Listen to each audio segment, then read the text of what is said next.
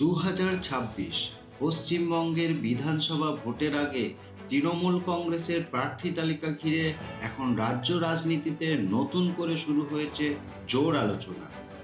একদিকে মালদহ ও মুর্শিদাবাদের মতো গুরুত্বপূর্ণ জেলায় একাধিক আসনে প্রার্থী বদল, অন্যদিকে উত্তর চব্বিশ পরগনার বসিরহাট উত্তর কেন্দ্রে ঘোষিত প্রার্থীকে ঘিরে স্থানীয় স্তরে আপত্তির সুর।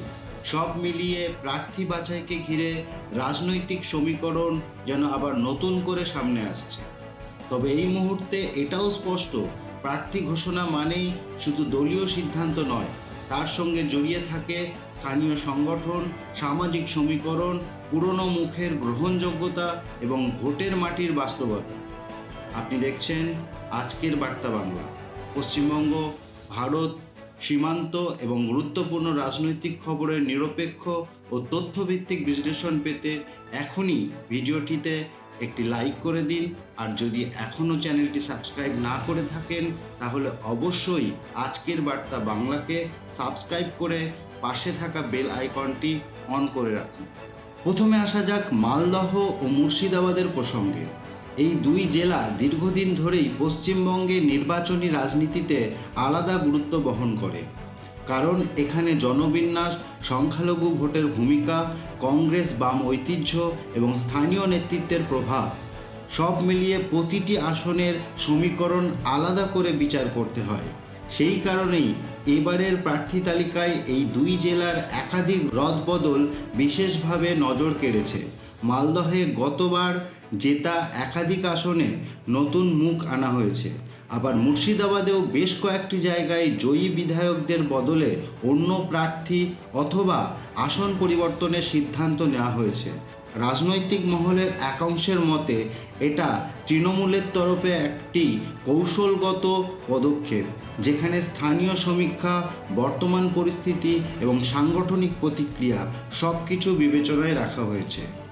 অন্যদিকে দলেরই আর এক অংশের মধ্যে এই সিদ্ধান্ত নিয়ে কিছু প্রশ্ন উঠেছে, কারণ মালদহ ও মুর্শিদাবাদের মতো জেলায় সংখ্যালঘু ভোটের ভূমিকা অত্যন্ত গুরুত্বপূর্ণ এবং সেখানে প্রার্থী নির্বাচনের ক্ষেত্রে সামান্য ভুল হিসাবও বড় প্রভাব ফেলতে পারে, এমন মতও শোনা যাচ্ছে।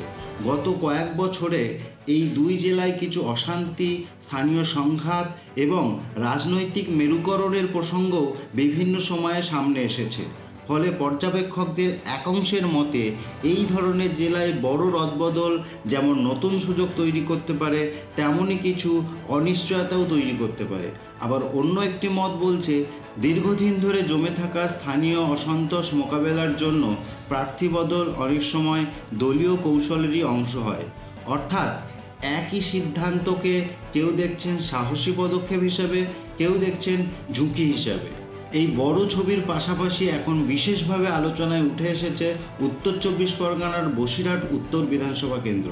সেখানে তৃণমূলের ঘোষিত প্রার্থী তসিফুর রহমানকে ঘিরে কিছু পোস্টার এবং আপত্তির খবর সামনে এসেছে।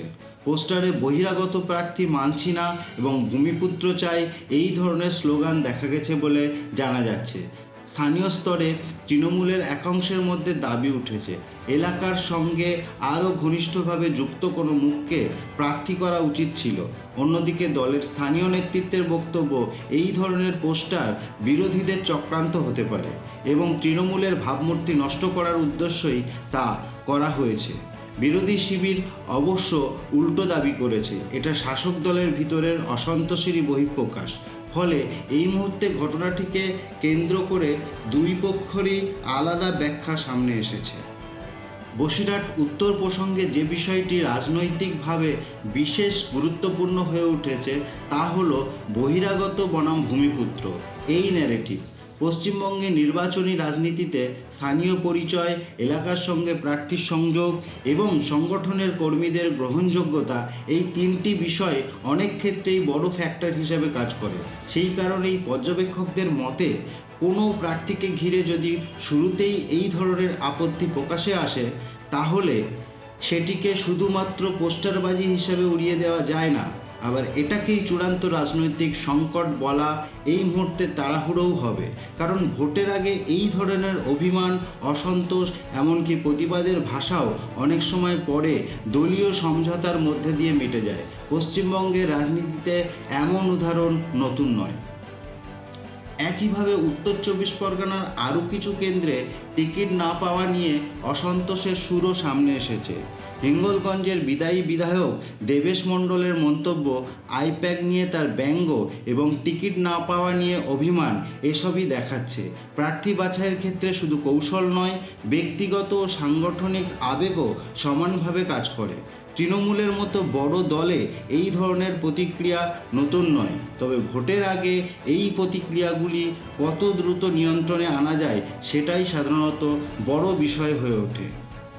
সব মিলিয়ে এই মুহূর্তে যা বোঝা যাচ্ছে তা হলো তৃণমূল কংগ্রেস এবার প্রার্থী বাছাইয়ে বেশ কিছু গুরুত্বপূর্ণ এবং বড় সিদ্ধান্ত নিয়েছে।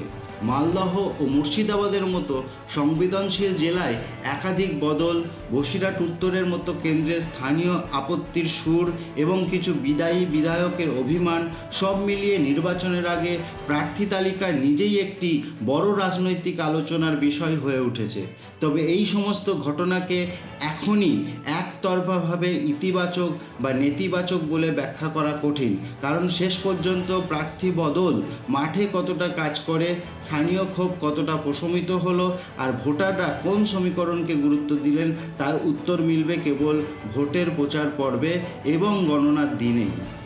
আপনার কি মনে হয় মালদহ, মুর্শিদাবাদ আর বসিরহাটে এই প্রার্থী ঘিরে আলোচনা 2026 বিধানসভা ভোটের আগে বড় প্রভাব ফেলতে পারে, নাকি শেষ পর্যন্ত দলীয় সংগঠনই সব সামলে নেবে? আপনার মতামত অবশ্যই কমেন্টে জানান।